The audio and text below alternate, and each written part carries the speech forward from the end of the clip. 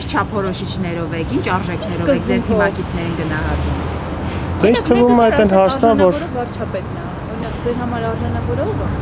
Մի հոգի չի, իմ համար մեր թիմակիցների մեծամասնությունը, թե ոչ բոլորը արժանավոր մարդիկ են։ Այդ ցուցակում ընդգրկվածները ամենայն դեպս բոլորը արժանավոր մարդիկ են, ովքեր կարան տեղ գտնեն մեր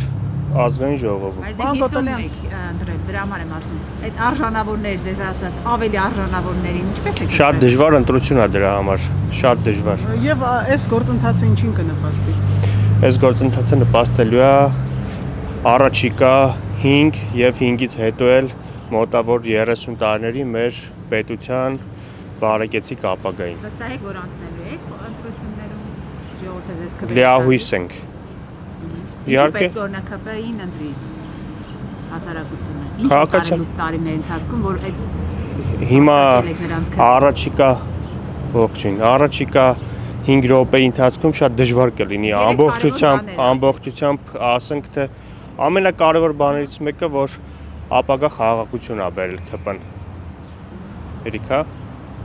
խաղաղությունը ինչպես է բերել թղթով։ Խաղաղություն դեռ չկա։ Թղթով չէ, փաստացի, հակառակը փաստացի վերջի 2 տարիների ընթացքում դուք որևիցե խնդիր տեսել եք սահմանային թե ոչ։